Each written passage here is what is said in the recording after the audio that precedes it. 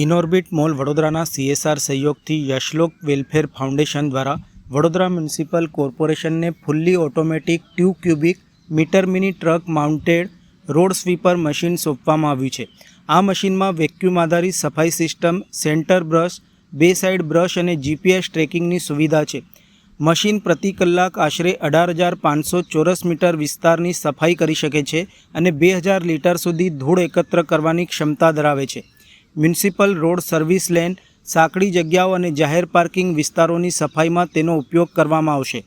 Inorbit mall વડોદરાના mall હેડ રજત ભાર્ગવાએ જણાવ્યું હતું કે સ્વચ્છ અને સ્વસ્થ જાહેર જગ્યાઓ માટે યોગદાન આપવું ઇનોર્બિટ મોલની CSR પહેલનો મહત્વપૂર્ણ ભાગ છે. આ પહેલ વડોદરાની સ્વચ્છતા વ્યવસ્થાને વધુ અસરકારક બનાવવામાં મદદરૂપ બનશે.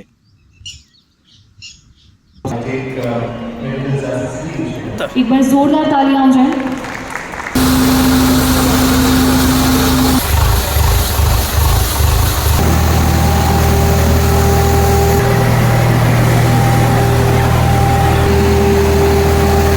વડોદરા મહાનગરપાલિકાના જે ક્લેનલીનેસ ઇનિશિયેટિવનો સપોર્ટ આપીને ઇનોર્બિટ મોલ એમની કોર્પોરેટ સોશિયલ રેસ્પોન્સિબિલિટીના ભાગરૂપે આપણને એક સ્વીપિંગ મશીન ફાળવણી કરી આપ્યા છે. એમના પ્રમાણે આ પર્ટિક્યુલર વોર્ડમાં જે પણ મેઇન રોડ્સ આવે છે આ રોડ્સને સ્વીપિંગ કરવા માટે એક ફિઝિકલ કોસ્ટ, કેપિટલ કોસ્ટ સાથે ઓપરેશન મેન્ટેનન્સની કોસ્ટ પણ ઇનોર્બિટ દ્વારા એઝ અ CSR રિસ્પોન્સિબિલિટી આપણને મદદ કરી આપવાના છે. આપ જાણો છો કે વડોદરા શહેરમાં સ્વીપિંગ મશીન્સની ઘણા બધા જરૂરિયાત પણ છે. અત્યારે વડોદરા મહાનગરપાલિકા પણ અત્યારે આની પ્રોક્યોરમેન્ટ પ્રોસેસ ચાલુ કરી દીધી છે. બધા જૂના મશીન્સને કમ્પ્લીટલી રિપ્લેસ કરવાનું એક પ્રક્રિયામાં હાથ ધરવામાં આવી છે. પણ હું આજના ઇનોર્બિટ મોલની આ સપોર્ટને હું બિરદાવું છું. આવા બાકીના કોર્પોરેટ કંપનીઝ પણ એમની સિવિક જવાબદારીના ભાગરૂપે ક્લેનલીનેસ ડ્રાઇવ્સમાં આપણે સાથે જોડવા માટે પણ અમે વિનંતી કરીએ છીએ. આજે ઇનોર્બિટ મોલને અમને બીજું સપોર્ટ પણ આપી છે કે આ સ્પેસને આપણે આપ જાણો છો કે એક પેડ માં કે નામ અંદર મિશન 2.5 મિલિયન ટ્રીઝની ટાર્ગેટ પણ અમે ફ્રી રોપા વિતરણ કરી રહ્યા છીએ અત્યારે સિટીમાં. હવેથી ઇનોર્બિટ મોલમાં પણ શનિ રવિ અને બાકીના દિવસમાં અહીંયાથી રોપા વિતરણ કરવા માટે આ સ્પેસ અમને આપવાનું એ લોકોએ બાંહેધરી આપી છે. એ બદલ હું ઇનોર્બિટ મોલ અને સંચાલક રજતજીને પણ હું આભાર માનીશ. અને હવેથી ડેપ્યુટી કમિશનર્સ કોર્પોરેશનના બંને લોકોને પણ હું આભાર માનું છું કે આ ઇનિશિયેટિવ્સને સપોર્ટ લઈને આવનારા દિવસોમાં સરસ કામગીરી, સ્વીપિંગની કામગીરી કરવા માટે હું એમને સૂચના આપું છું. નમસ્તે. આ ઇનિશિયેટિવ AMC જોડે જે અમે કર્યું છે, આ ઇનિશિયેટિવમાં અમે લોકો સપોર્ટ આપી છે ગાડીની. ગાડીની લગભગ કિંમત 36 લાખ રૂપિયાની છે 1 વર્ષ માટેની, જેની અંદર 1 વર્ષ માટેનું હમણાં જે પહેલાં ફર્સ્ટ સ્ટેપ જે લીધું છે 1 વર્ષ માટેનું લીધું છે, જેની અંદર આ ગાડી આપણા વોર્ડમાં અને મેઇન રસ્તાઓ અને જ્યાં પણ VMCને જરૂર હશે ત્યાં ગાડી આપણે મોકલીશું. આ ગાડીની ક્ષમતા જે છે એ 1 કલાકની અંદર 3000 સ્ક્વેર મીટર ક્લિનિંગની છે. એકવાર થોડીક સફાઈ થઈ જશે તો આ ક્ષમતા વધી જશે. આ એક ઇનિશિયેટિવ છે. આવા ઘણા ઇનિશિયેટિવ અમે કર્યા છે અને ફ્યુચરમાં પણ કરતા રહેશું VMCની જોડે. Thank you. Chhani police station વિસ્તારમાં શ્રાવણ માસ દરમિયાન જુગારની પ્રવૃત્તિ સામે પોલીસે ગણનાપાત્ર કાર્યવાહી કરી છે. છાણી ગામમાં રાણાપંચની નર્મદાની વાડીના પાછળના ભાગે છાણી તળાવ પાસે ખુલ્લી જગ્યામાં કેટલાક શખ્સો જુગાર રમતા હોવાની બાતમીના આધારે પોલીસે દરોડો પાડ્યો હતો. દરોડા દરમિયાન પોલીસે ચિરાગભાઈ જગદીશભાઈ રાણા, જયેશભાઈ દશરથભાઈ રાણા, શૈલેષભાઈ શ્રી ગોપાલ શર્મા, હિતેશભાઈ નારાયણભાઈ માળી અને પરેશભાઈ દીપકભાઈ રાણાને ઝડપી પાડ્યા હતા.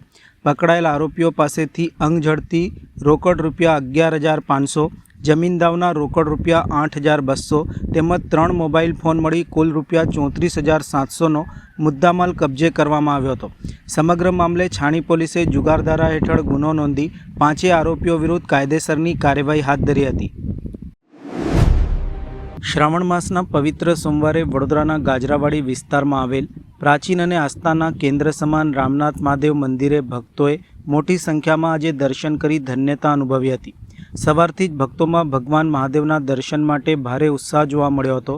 લોકવાયકા મુજબ વનવાસ દરમિયાન ભગવાન શ્રીરામે અહીં વિશ્રામ કર્યો હતો અને રામનાથ મહાદેવની સ્થાપના કરી હતી. મંદિર સાથે પ્રાચીન રામનાથ તળાવ પણ જોડાયેલું છે, જ્યારે અહીંના શિવલિંગને સ્વયંભૂ માનવામાં આવે છે. વર્ષોથી શ્રદ્ધાળુઓની અતૂટ શ્રદ્ધાનું કેન્દ્ર રહેલા આ મંદિરે આજે શ્રાવણ સોમવાર નિમિત્તે ભક્તોએ ભગવાન મહાદેવના દર્શન કરી પૂજા અર્ચના કરી હતી અને આશીર્વાદ મેળવી ધન્યતા અનુભવી હતી.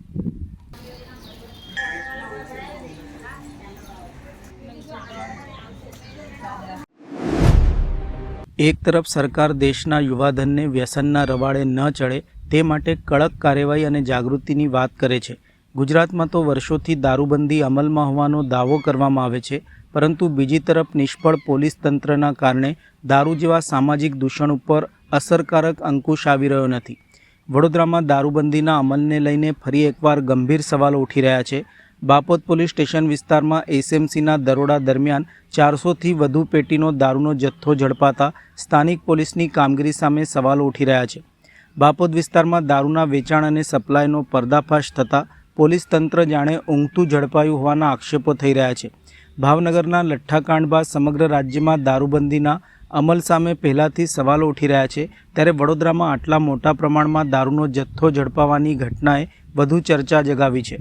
લોક આક્ષેપ છે કે પોલીસની નબળી કામગીરીના કારણે યુવાધન વ્યસનના રવાડે ચડી રહ્યું છે.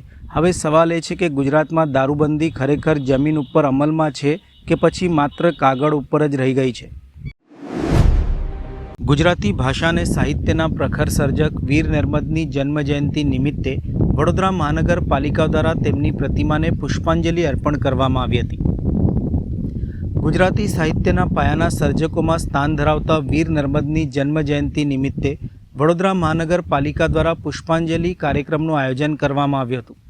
કારેલીબાગ ખાતે વુડા કચેરી સામે આવેલ વીર નર્મદના સ્મારક ખાતે યોજાયેલા કાર્યક્રમમાં મેયર ગીતાબેન મકવાણાએ તેઓની પ્રતિમાને પુષ્પાંજલિ અર્પણ કરી હતી. આ પ્રસંગે ડેપ્યુટી મેયર આદિત્ય પટેલ, સ્થાયી સમિતિના અધ્યક્ષા વર્ષાબેન વ્યાસ, શાસક પક્ષના નેતા શ્વેતાબેન માછી અને દંડક વિજયભાઈ ચૌહાણ સહિતના મહાનુભાવો ઉપસ્થિત રહ્યા હતા.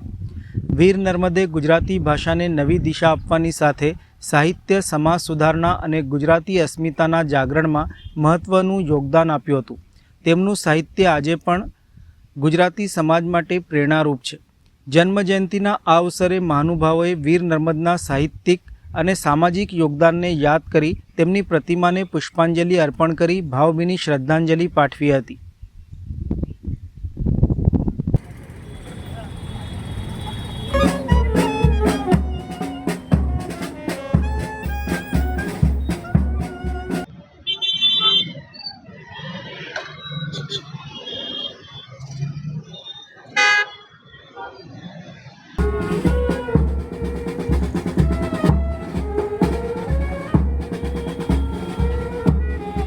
આજે વડોદરા મહાનગરપાલિકા દ્વારા નર્મદ જન્મજયંતિ નિમિત્તે આજે આ કાર્યક્રમ રાખવામાં આવ્યો છે અને અહીંયા અમે 5 પદાધિકારીઓ તેમજ સ્થાનિક કાઉન્સિલરો છે અને પીએમસીની પૂરી ટીમ સાથે મળીને આ પુષ્પાંજલિનો કાર્યક્રમ અમે રાખ્યો છે. આજે જય જય ગરવી ગુજરાતના સાહિત્યકાર એવા નર્મદ એમને ગુજરાતી ભાષા પર પકડ એટલે સાહિત્યમાં એમને ઘણી એવી રચનાઓ, કવિતાઓ તેમજ પત્રકારમાં પણ એમનો ખરેખર ખૂબ જ ગુજરાતી ભાષાને પકડ જમાવી હતી અને એમનો જન્મ 1833માં સુરત ખાતે થયો હતો. તેમને સાહિત્યની સાથે સાથે એમને રાષ્ટ્રપ્રેમી પણ હતા અને એમને જે રીતે સમાજ સુધારા માટે પણ એમની વિચારધારણાઓ હતી અને એમના કવિના માધ્યમથી, સાહિત્યના માધ્યમથી મહિલા સશક્તિકરણ તેમજ વિધવાના પૂર્ણ વિવાહ આનામાં પણ એમને ખૂબ જ એવો સમાજ સુધારણા માટે એમના વિચારો દર્શાવ્યા હતા.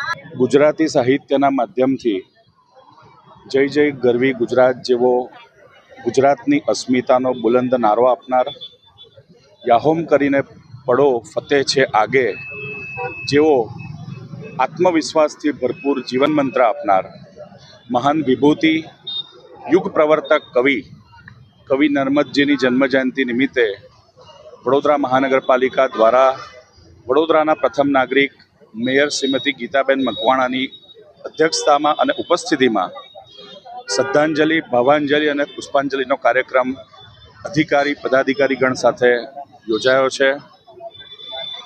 કવિ નર્મદ ફક્ત કવિ પૂરતી એમની વ્યક્તિત્વ મર્યાદિત નહોતું, પરંતુ તેઓ ગુજરાતી ગદ્યના પિતા હતા.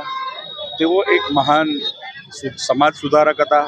એટલું જ નહીં પરંતુ આ જે ગુજરાતી સાહિત્ય છે એના આદ્ય પ્રવર્તક પણ હતા. જ્યારે ગુજરાતી સાહિત્યમાં ફક્ત જ્ઞાન અને ભક્તિને મહત્ત્વ વધારે આપવામાં આવતું હતું, ત્યારે પ્રેમ અને શૌર્યના અદ્ભુત કવિતાઓના માધ્યમથી ગુજરાતી સાહિત્યને તેમણે એક અલગ જ નવી દિશા આપી હતી. એટલું જ નહીં પરંતુ સામાજિક કુરિવાજો સામે પણ સામાજિક ક્રાંતિના આગેવાન તરીકે તેઓ પ્રચલિત થયા હતા. આજે આવી મહાન વિભૂતિને અમે આદરપૂર્વક શ્રદ્ધાસુમન અર્પણ કરી. જામનગરમાં મહિલાઓની છેડતીની આશંકાએ 2 શખ્સોને ટોળાએ જાહેરમાં માર માર્યો હતો. મહિલાઓની છેડતી કરી હોવાની આશંકાએ જામનગરના લાખોટા તળાવ નજીક 2 શખ્સોને ટોળાએ જાહેરમાં ઝડપી લીધા હતા. ત્યારબાદ રસ્તા વચ્ચે જ બંનેને ટોળાએ માર માર્યો હતો. ઘટનામાં મહિલાઓ સહિતના લોકો બંને શખ્સોને માર મારતા જોવા મળ્યા હતા. મારપીટ દરમિયાન બંનેના કપડાં પણ ફાડી નાખવામાં આવ્યા હતા. સમગ્ર ઘટનાનો વિડીયો ત્યાં હાજર વ્યક્તિએ મોબાઈલમાં કેદ કરી સોશિયલ મીડિયામાં વાયરલ કર્યો હતો. મહત્વનું છે કે પોલીસ આવે તેની રાહ જોવાના બદલે ટોળાએ જ કાયદો હાથમાં લઈને બંને શખ્સોને માર માર્યો હતો. હવે સમગ્ર મામલે પોલીસ દ્વારા આ મામલે તપાસ બાદ જ આ ઘટનાની હકીકત સ્પષ્ટ થશે. માલિયાહાટીના શહેરમાં ફરી એકવાર દીપડો દેખાતા લોકોમાં ભયનો માહોલ જોવા મળી રહ્યો છે. શહેરના રહેણાંક વિસ્તારોમાં અને જાહેર માર્ગો ઉપર દીપડો ફરતો જોવા મળ્યો હોવાની ઘટના સામે આવી રહી છે. શહેરના કટરડી બજાર તેમજ ચામુંડા માતાજીના મંદિર નજીક મુખ્ય માર્ગ ઉપર દીપડો દેખાતા લોકોમાં અફરાતફરી મચી ગઈ હતી. દીપડાનો વિડીયો પણ સોશિયલ મીડિયામાં વાયરલ થયો છે, જેના કારણે લોકોમાં વધુ ફફડાટ ફેલાયો છે. દીપડાને પકડવા માટે વન વિભાગ દ્વારા 4 પાંજરા ગોઠવવામાં આવ્યા છે. જો કે હાલ દીપડો ક્યાંય નજરે પડ્યો નથી. વન વિભાગની ટીમો દ્વારા દીપડાની સતત શોધખોળ કરવામાં આવી રહી છે અને સમગ્ર વિસ્તારમાં નજર રાખવામાં આવી રહી છે.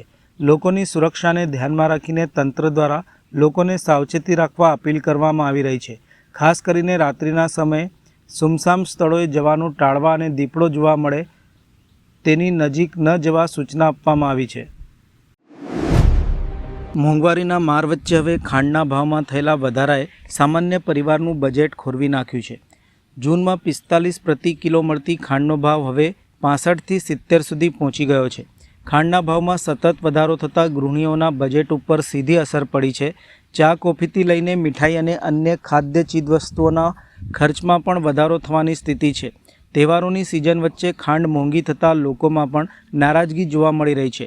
લોકોનું કહેવું છે કે જીવન જરૂરી ચીજવસ્તુઓમાં પહેલેથી જ મોંઘવારી છે, ત્યારે ખાંડના ભાવમાં વધારો સામાન્ય પરિવારો માટે મોંઘવારીનો વધુ એક માર છે. ખાંડના વધેલા ભાવને કાબૂમાં લેવા સરકાર દ્વારા કાચી ખાંડની આયાતને મંજૂરી આપવામાં આવી છે. હવે આ પગલાંથી ખાંડના ભાવમાં કેટલી રાહત મળે છે તેના ઉપર સૌની નજર છે અને આ અંગે તો સમય જ બતાવશે.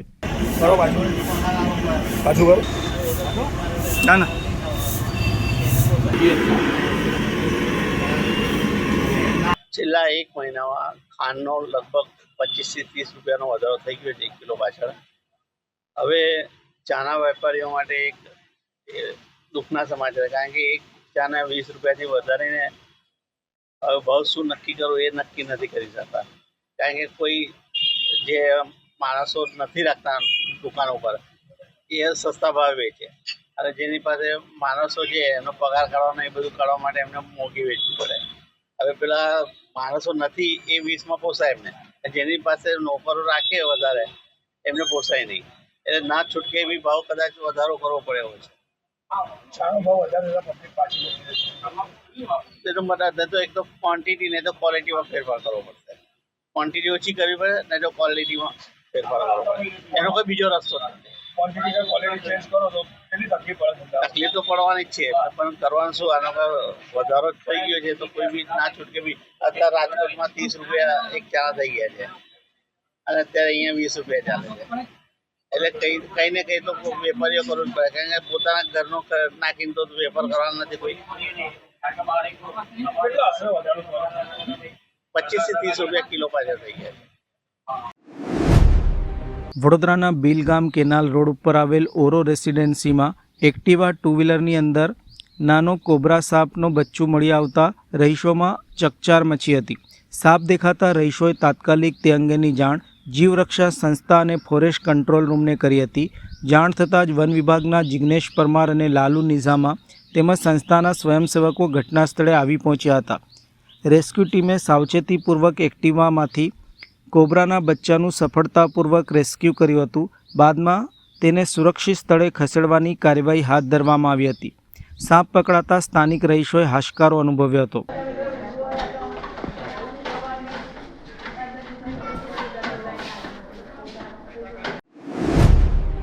પાણીગેટ પોલીસે ભરણપોષણના કેસમાં સજા પામેલા નાસ્તા ફરતા આરોપીને ઝડપી પાડ્યો હતો.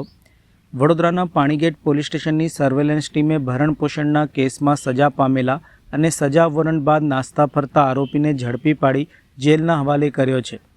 વડોદરા ફેમિલી કોર્ટ નંબર 6ના કેસ નંબર 497/2024માં આરોપી ચિરાયુ પ્રકાશચંદ્ર મોદી રહે 18 વસુંધરા સોસાયટી ઉમા 4 રસ્તા વાઘોડિયા રોડ વડોદરા સામે 308 દિવસની સાદી કેદની સજાનો હુકમ કરવામાં આવ્યો હતો. આ સજા વોરંટની બજવણી માટે આરોપીને વડોદરા મધ્યસ્થ જેલમાં મોકલી આપવાનો કોર્ટનો હુકમ હતો. પાણીગેટ પોલીસની સર્વેલન્સ ટીમે માનવ અને ટેકનિકલ સોર્સના આધારે તપાસ હાથ ધરી હતી અને આરોપી ચિરાયુ પ્રકાશચંદ્ર મોદીને ઝડપી પાડ્યો હતો. ત્યારબાદ તેને કોર્ટ દ્વારા ઇસ્યુ કરાયેલ સજા વોરંટના કામે અટક કરી વડોદરા મધ્યસ્થ જેલ ખાતે મોકલી આપવામાં આવ્યો હતો. વડોદરા જિલ્લાના ડભોઈ તાલુકાના ભીલાપુર ગામમાં ભાજપના બે જૂથો વચ્ચે છૂટા હાથની મારામારી થતાં ભારે ચકચાર મચી છે. ફેસબુક ઉપર કોમેન્ટ કરવાના મુદ્દે શરૂ થયેલી બોલાચાલી બાદ બંને જૂથના કાર્યકરો સામસામે આવી ગયા હતા અને મારામારી કરી હતી. મળતી માહિતી મુજબ જિલ્લા પંચાયત સદસ્ય ભાવેશ પટેલે સોશિયલ મીડિયા પેજ ઉપર કરેલી કોમેન્ટને લઈને વિવાદ થયો હતો. ત્યારબાદ ભીલાપુર ગામમાં જિલ્લા પંચાયત સદસ્ય ભાવેશ પટેલના સમર્થકો અને સસ્તા અનાજની દુકાનના સમર્થકો વચ્ચે બોલાચાલી શરૂ થઈ હતી, જે બાદ મામલો મારામારી સુધી પહોંચ્યો હતો. મારામારી દરમિયાન બંને પક્ષના લોકોએ એકબીજા સાથે છૂટા હાથની મારામારી કરી હતી અને કેટલાક લોકોના કપડાં પણ ફાટી ગયા હતા. ઘટનાના પગલે ગામમાં થોડા સમય માટે ભાગદોડનો માહોલ સર્જાયો હતો. મારામારીનો વિડીયો સ્થાનિકોએ બનાવી સોશિયલ મીડિયામાં વાયરલ કર્યો હતો. આ ઘટનામાં ઈજાગ્રસ્તોને સારવાર માટે એસએસજી હોસ્પિટલમાં ખસેડવામાં આવ્યા હોવાનું જાણવા મળ્યું છે. બંને જૂથો વચ્ચે છેલ્લા ઘણા સમયથી અદાવત ચાલી રહી હોવાની પણ ચર્ચા છે. ઘટનાની જાણ થતાં ડભોઈ પોલીસ સ્થળ ઉપર આવી પહોંચી હતી અને સમગ્ર મામલે તપાસ શરૂ કરી છે. ભાજપના બે જૂથો વચ્ચે થયેલી મારામારીના પગલે જિલ્લા ભાજપમાં પણ ચકચાર મચી છે. વિદ્યાર્થીઓની બાકી રહેલી સ્કોલરશીપની રકમ તાત્કાલિક ચૂકવવામાં આવે અને પેન્ડિંગ અરજીઓનો સમયબદ્ધ નિકાલ કરવામાં આવે તેવી માંગ સાથે અખિલ ભારતીય વિદ્યાર્થી પરિષદ એટલે કે એબીવીપી દ્વારા આવેદનપત્ર આપવામાં આવ્યું હતું. આ દરમિયાન કાર્યકરોએ ભારે સૂત્રોચ્ચાર કરી સરકાર સમક્ષ વિદ્યાર્થીઓની સમસ્યાઓનો તાત્કાલિક ઉકેલ લાવવાની માંગણી કરી હતી. એબીવીપી દ્વારા જણાવ્યું હતું કે MYSY અને CMSS જેવી સ્કોલરશીપ યોજનાઓની રકમ અટકતા અનેક વિદ્યાર્થીઓ પરેશાન થઈ રહ્યા છે. સાથે જ પ્રી મેટ્રિક અને પોસ્ટ મેટ્રિક સ્કોલરશીપની ચૂકવણી પણ વિલંબ થતાં વિદ્યાર્થીઓને આર્થિક મુશ્કેલીનો સામનો કરવો પડી રહ્યો છે.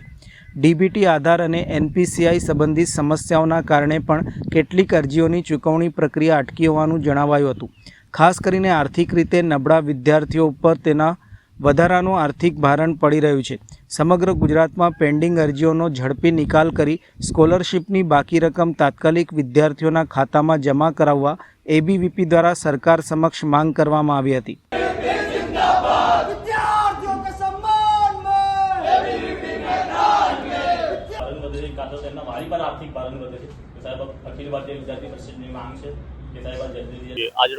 આજ અખિલ ભારતીય વિદ્યાર્થી પરિષદ વડોદરા મહાનગર દ્વારા ગુજરાતના તમામ જિલ્લાઓથી અખિલ ભારતીય વિદ્યાર્થી પરિષદ જે શાળા કોલેજો અને યુનિવર્સિટીમાં જે વિદ્યાર્થીઓને જે સ્કોલરશીપ મળતી હોય છે તે સ્કોલરશીપના જે રકમ છે તે વિદ્યાર્થીઓના ખાતામાં હજુ સુધી જમા નથી થઈ.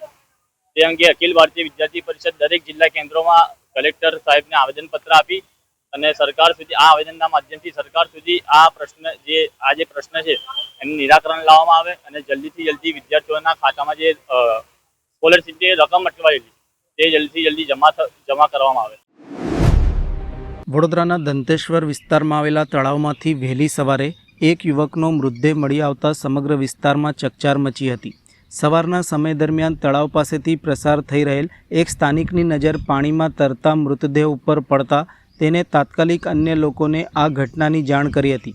બનાવની જાણ થતાં ફાયર બ્રિગેડ તેમજ મકરપુરા પોલીસની ટીમને જાણ કરાતા તેઓ પણ તાત્કાલિક ઘટના સ્થળે આવી પહોંચ્યા હતા. ફાયર બ્રિગેડની ટીમે તળાવમાંથી મૃતદેહને બહાર કાઢી પોલીસને સોંપ્યો હતો. પોલીસે મૃતદેહની ઓળખ માટે તપાસ હાથ ધરતા મૃતક યુવક 38 વર્ષીય ભાવેશ જયસિંહભાઈ મકવાણા હોવાનું સામે આવ્યું છે. ભાવેશ મકવાણા પાણીગેટ વિસ્તારમાં રહેતો હોવાનું જાણવા મળ્યું છે. સમગ્ર મામલે પોલીસે વધુ તપાસ હાથ ધરી છે. શું ઘટના ઘડી છે આ દંતેશ્વર વિસ્તાર છે. હા, વોર્ડ 17 લાગે છે. આ ઓકે. વોર્ડ 17ના કોઈ બી કાઉન્સિલર કે કોઈ કાર્યકર્તાઓ અહીંયા કોઈ જોવા આવતા નથી કે કોઈ સરકારી અધિકારીઓ કંઈ જોવા નથી આવતા. કોર્પોરેશનના અધિકારીઓ એટલે જાણી જામીના છે તો ભાઈ એ અમે કેટલી વાર રજૂઆત કરી શકો ને કે તમે આ રીડિંગ ઊંચું મારાવો, રીડિંગ ઊંચી કરાવો અને અહીંયા વોચમેન એક ના ચાલે. અહીંયા રાતના વોચમેન ટાઈમ જોઈએ. વડોદરા જિલ્લામાં સહકારી મંડળીઓમાં સામે આવેલી ક્ષતિઓને લઈને જિલ્લા રજિસ્ટ્રાર કચેરી દ્વારા કાર્યવાહી શરૂ કરવામાં આવી છે. સહકારી કાયદાની કલમ 81 હેઠળ અત્યાર સુધીમાં 12 જેટલી મંડળીઓને કારણદર્શક નોટિસ પાઠવવામાં આવી છે. આ નોટિસમાં દૂધ, સેવા અને વિવિધ કાર્યકારી મંડળીઓનો સમાવેશ થાય છે. સ્પેશિયલ ઓડિટરના અહેવાલ આધારે નોટિસ આપવામાં આવી રહી છે. ઇન્ચાર્જ અધિકારીના જણાવ્યા મુજબ સ્પેશિયલ ઓડિટના અહેવાલ તબક્કાવાર મળતા હોવાથી તેના આધારે કાર્યવાહી કરવામાં આવે છે. હાલ વધુ 18 મંડળીઓને નોટિસ આપવાની કાર્યવાહી ચાલુ છે. અધિકારીએ જણાવ્યું હતું કે કામગીરીનું ભારણ વધુ હોવાથી કેટલીક નોટિસમાં વિલંબ થયો છે. નોટિસ બાદ સંબંધિત મંડળીઓને લેખિત અથવા તો મૌખિક રજૂઆત કરવાની તક મળશે. જો ક્ષતિ યથાવત રહેશે અને સંતોષકારક ખુલાસો નહીં મળે તો કાયદેસરની કાર્યવાહી સાથે વહીવટદારની નિમણૂક પણ થઈ શકે છે. તમામ નોટિસ અને ખુલાસા બાદ સમગ્ર ચિત્ર સ્પષ્ટ થશે અને જરૂર જણાય આગળની કાર્યવાહી કરવામાં આવશે. અધિકારી દ્વારા સમગ્ર મામલે વિસ્તૃત માહિતી આપી હતી. જે નોટિસો ઇસ્યુ થયેલી છે ને જિલ્લા રજિસ્ટ્રાર કચેરી તરફથી મોટે ભાગે સરકારી કાયદાની કલમ 81 અન્વયે થયેલી. એ બાબતમાં કેવું હોય કે જો દૂધ મંડળીઓ હોય તો દૂધ મંડળીનો ઓડિટ સ્પેશિયલ ઓડિટર કચેરી દ્વારા કરવામાં આવે. સ્પેશિયલ ઓડિટર કચેરીના ઓડિટરો જે હોય એ ઓડિટરો એમના અધિકારીને અહેવાલ મોકલે અને એ અધિકારી અમને કાર્યવાહી કરવા અહેવાલ મોકલે. એ અહેવાલના આધારે આપણે આગળની કાર્યવાહી કરીએ. એટલે હાલ આપણે જોવા જઈએ તો વડોદરા જિલ્લાની કુલ જેટલી મંડળીઓ છે એ પૈકી મારી પાસે જે માહિતી છે એ પ્રમાણે ઓલરેડી 12 જેવી મંડળીઓને આપણે કારણદર્શક નોટિસ આપી. જેમાં દૂધ મંડળીઓ છે, સેવા મંડળીઓ છે, વિવિધ કાર્યકારી મંડળીઓ છે, ગણોતિયા મંડળીઓ પણ છે. અને એ સિવાય હાલના તબક્કે હજી કુલ 18 મંડળીઓને નોટિસ ઇસ્યુ કરવાની બી બાકી છે. એ કામગીરી પણ હજી હાલ કાર્યવાહી અંતર્ગત જ છે. સર, ડિલે એનું કારણ શું હોઈ શકે અને જે પ્રકારે એક લોકોમાં ચર્ચા સહકારી ક્ષેત્રે કે ટાર્ગેચ્યુઅલી આ નોટિસો ઇસ્યુ થઈ રહી છે તો એવું કંઈક કોઈ સૌપ્રથમ તો વસ્તુ શું છે કે ડિલે થવાનું કારણ જો આપણે કહું તો અત્યારે હાલ હું અહીંયા ઇન્ચાર્જ અધિકારી તરીકે છું ને હું આણંદમાં રેગ્યુલર અધિકારી છું. ત્યાં બી મારી જોડે અત્યારે હાલ 10 થી 12 જેવા વધારાના ચાર્જ છે. એટલે આ બધા ચાર્જની અને ભારણની કામગીરીને લઈને વડોદરા કચેરી પર બેસીને કામગીરી કરવાનું થોડું મુશ્કેલ થાય. એના ભાગરૂપે જ્યારે બી તબક્કાવાર અહેવાલો આવતા હોય એ પ્રમાણે આપણે નોટિસો ઇસ્યુ કરતા હોઈએ. એટલે હાલ પૂરતી જે નોટિસો ઇસ્યુ થયેલી છે એ સિવાય અન્ય નોટિસો બી ઇસ્યુ થવાની કાર્યવાહી ચાલુમાં છે. એટલે જ્યારે બધી જ નોટિસો ઇસ્યુ થઈ જાય ત્યારે આપણને આખું સમગ્ર ચિત્ર દેખાય ત્યારે આપણે કહી શકીએ કે ના કોઈ ટાર્ગેટેડ કામગીરી નથી થઈ રહી, પણ કાયદાના ભાગરૂપે જે અહેવાલો આવે અમારી પાસે કાર્યવાહી કરવા છે એના જ ભાગરૂપે અમે આગળ કાર્યવાહી કરીએ છીએ. સર, ડેરીના રાજકારણથી આપ પણ વાકેફ છો. એવી ચર્ચા છે કે 2 કે 3 ડિરેક્ટરોને નોટિસ નથી મળી રહી ને એમના પણ અહેવાલ થયેલા છે. તો પછી એને લઈને કોઈ એટલે જેટલા ડેરીના ડિરેક્ટરો હોય અથવા ડેરીના ડિરેક્ટરો ના હોય એની બી મંડળીઓ એ તમામ મંડળીઓ માટે જેટલા બી મંડળીઓમાં અહેવાલો થયેલા છે ને એ તમામમાં આપણે નોટિસો ઇસ્યુ કરી. મેં કીધું એમ કે 18 જેવા અહેવાલો હજી આપણી પાસે પેન્ડિંગ છે. એમાં દૂધ મંડળીઓ, સેવા મંડળીઓ, બધી જ મંડળીઓ, એટલે એ તમામને આપણે નોટિસો ઇસ્યુ કરીશું અને અત્યારે કાર્યવાહી ચાલુ છે. સર, એક અંતિમ સવાલ, આગળ કયા પ્રકારે પ્રક્રિયા થાય છે આ નોટિસ ઇસ્યુ થયા? જો નોટિસ ઇસ્યુ કરી એટલે આપણે નોટિસ એમને આપણી પાસે હાજર રહીને એક પ્રત્યુત્તર આપી શકીએ, એમને રજૂઆત કરી શકીએ, તક આપવા માટે કરી. એટલે એ હાજર રહી અને લેખિતમાં અથવા મૌખિકમાં આપણને રજૂઆત કરી. એ રજૂઆત બાદ જો એમની રજૂઆત ગ્રાહ્ય રાખવા પાત્ર હોય, વ્યવસ્થિત હોય તો આપણે નોટિસો દફતરી કરીએ. અને જો રજૂઆત ગ્રાહ્ય રાખવા પાત્ર ન હોય અને ક્ષતિઓ ચાલુ રહેતી હોય તો પછી આપણે એમાં કાર્યવાહી કરી અને જે તે મંડળીઓ છે એમાં આપણે વહીવટદારની નિમણૂક કરીએ. સર, તો એની ઇફેક્ટ નિયામક મંડળના બોર્ડને પડી શકે. જો બરોડા ડેરીના જે ઉપનિયમો છે, એમના ચૂંટણીના નિયમો છે, એ અન્વયે જો એ લાયકાત ગુમાવતા થાય તો પછી એમને.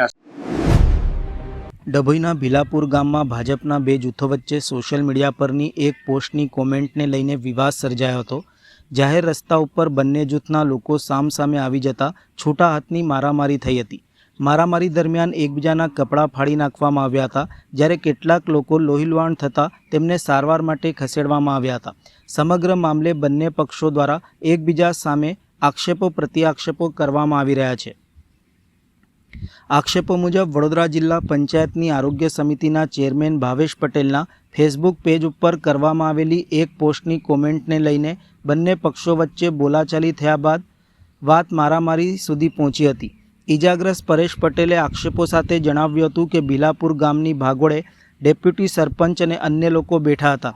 તે દરમિયાન જિલ્લા પંચાયત આરોગ્ય સમિતિના ચેરમેન ભાવેશ પટેલ અને તેમના સાથીદારો ત્યાં પહોંચ્યા હતા. ફેસબુક ઉપર દારૂ બાબતે મૂકવામાં આવેલી એક પોસ્ટમાં તેમણે કોમેન્ટ કરી હતી. આ કોમેન્ટને લઈને બોલાચાલી ચાલી રહી હતી, ત્યારે પાછળથી આવીને કોઈ વ્યક્તિએ તેમના માથામાં માર માર્યો હોવાના તેઓએ આક્ષેપ કર્યા હતા. બીજી તરફ જિલ્લા પંચાયત આરોગ્ય સમિતિના ચેરમેન ભાવેશ પટેલે જણાવ્યું હતું કે ભીલાપુર વિસ્તારની સસ્તા અનાજની દુકાનનું લાયસન્સ રદ થતાં વિવાદ થયો હતો. ગામના રેશન કાર્ડ ધારકોને કૂપન ન મળવાની સમસ્યા અંગે ગ્રામ્યજનોની રજૂઆત બાદ પુરવઠા વિભાગ દ્વારા તપાસ કરવામાં આવી હતી. ભીલાપુર વિસ્તારના સસ્તા અનાજના સંચાલકનું લાયસન્સ રદ થવાના મુદ્દે ઊભા થયેલા વિવાદ અંગે તેઓ દ્વારા જણાવ્યું હતું. ભાવેશ પટેલના જણાવ્યા મુજબ સરપંચ અને ગ્રામ્યજનો સાથે આયુષ્યમાન કાર્ડની બેઠક પૂર્ણ કરીને પરત ફરી રહ્યા હતા, ત્યારે ગામથી આશરે 200 મીટર દૂર તેમની ગાડી રોકીને 8 થી 10 લોકોના ટોળાએ અચાનક ઘેરાવ કર્યો હતો. ગાડીના દરવાજા ખોલીને અંદર બેઠેલા લોકોએ બહાર ખેંચી મારામારી કરવામાં આવી હતી. બનાવનો મોબાઈલથી વિડીયો બનાવવાનો પ્રયાસ કરતા સંચાલક અને તેમની સાથેના લોકોએ મોબાઈલ ઝૂંટવી લીધો હતો અને વિડીયો ડિલીટ કરવા માટે દબાણ કર્યું હોવાના પણ આક્ષેપ કર્યા હતા. આ બનાવ અંગે પોલીસને જાણ કરવામાં આવી હતી. સામા પક્ષે સંચાલક કિરણ પટેલ અને પરેશ પટેલ સહિતના લોકો હાજર હતા. આ હુમલામાં તેમના સમર્થક રઘુવીરસિંહ ઠાકોર અને નવજોતસિંહ ઠાકોર ઇજાગ્રસ્ત થયા હતા, જેમને વડોદરા ખાતે સારવાર અને સીટી સ્કેન માટે ખસેડવામાં આવ્યા હતા. ઘટનામાં ઇજાગ્રસ્તોને સારવાર અર્થે ખસેડવામાં આવ્યા હતા. સમગ્ર મામલે પોલીસે બંને પક્ષોની માહિતી મેળવીને આ અંગે કાયદેસરની કાર્યવાહી હાથ ધરી છે. ભીલાપુર ગામની ભાગોળે મેં ડેપ્યુટી સરપંચ અને બધા બેઠા હતા ગુસ્સો નાખીને, અને ત્યારબાદ જિલ્લા પંચાયત આરોગ્ય સમિતિના ચેરમેન ભાવેશભાઈ અને તેના સાથીદારો આવ્યા અને એક ફેસબુક પર જે પોસ્ટ મૂકેલી મેં દારૂ જુગાર વિશે એના બાબતે બોલતા હતા. મેં એમાં એક સમય પાછળથી મને માથામાં શું માર્યું ખબર નહીં, પણ માથામાં મને મારી દીધું અને તરત પછી બેહોશ જેવો થઈ ગયો અને ત્યાં સ્થાનિક ડૉક્ટરે પછી અહીંયા લાવ્યા. થોડાક દિવસ પહેલાં મીડિયામાં પણ સતત આ આવ્યું હતું કે ભીલાપુર ગામે અનાજ કૌભાંડ પકડાયું હતું અને પુરવઠા વિભાગ દ્વારા તેની પર કાર્યવાહી કરીને એનું લાયસન્સ સંચાલકનું સસ્પેન્ડ કરવામાં આવ્યું હતું.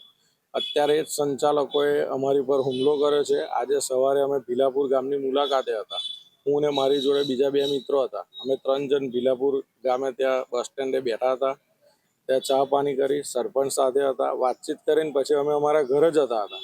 ઘરે જતી વખતે સંચાલક કિરણ પટેલ, પરેશ પટેલ અને 8-10 જણનું ટોળું ગલીમાંથી આવ્યું ને અમારી ગાડી ઊભી રખાવે છે અને દરવાજા ખોલીને અમોને ગમે તે શબ્દો બોલીને અમોને ખેંચીને મારામારી કરે, જેનો વિડીયો મીડિયામાં અત્યારે વાયરલ થઈ જ રહ્યો છે કે અમે ગાડીમાં બેઠેલા છે ને ગાડીમાંથી ઉતારીને લોકો ખેંચીને મારામારી કરે.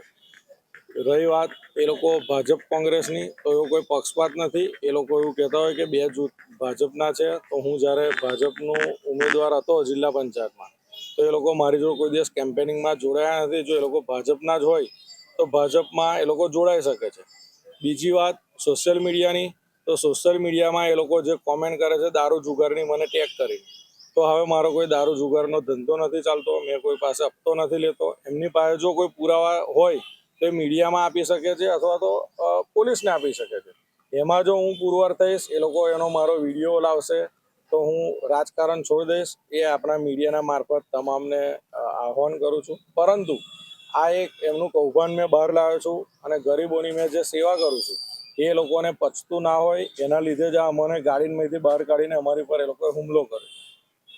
માની શકાય સોશિયલ મીડિયામાં જે કમેન્ટ કરી તે બાબતે લઈને થયું હોય. સોશિયલ મીડિયામાં તો એમને કરી હતી, સામે મેં એ જ લખ્યું હતું કે હું તો જનપ્રતિનિધિએ મને આશીર્વાદ આપ્યા છે અને હું સેવા કરું છું, કરતો આવ્યો છું. મારો કોઈ એવો અસામાજિક પ્રવૃત્તિનો ધંધો નથી. હોય તો તમે એને મીડિયામાં આપી શકો છો કે ભાવેશભાઈનો આ ધંધો છે, મારો એવો હાલમાં કોઈ ધંધો છે નહીં. હાલ કેટલા લોકોનું વાગ્યું છે, શું સારવાર અત્યારે કઈ જગ્યાએ? હાલ 2 જણને વાગ્યું છે, એમાં 1 જણને હાથે ક્રેક છે અને 1 જણને નાકના ભાગે ઈજા થઈ છે. તેમને ઓપરેશન કરવાનું છે, તે વડોદરા સારવાર લઈ રહ્યા છે.